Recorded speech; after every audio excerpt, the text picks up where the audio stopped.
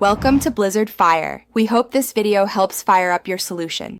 In this video, I will explain how to make simple chicken stock. To begin, you'll need about 2 pounds of chicken bones, which can be from a roasted chicken or raw. Next, gather your aromatics, 1 large onion, 2 carrots, and 2 celery stalks. Finally, have plenty of cold water ready. These foundational ingredients are key to a flavorful stock.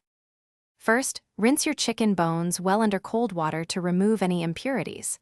Then, place the bones and your chopped vegetables into a large stock pot.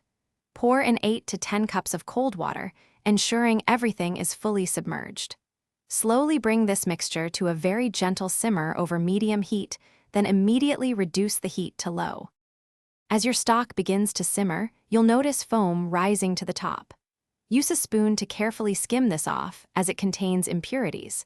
It is crucial to maintain a very low, gentle simmer, never a rolling boil, which can make your stock cloudy. Let it cook for a minimum of 4 hours and up to 12 hours for maximum flavor extraction.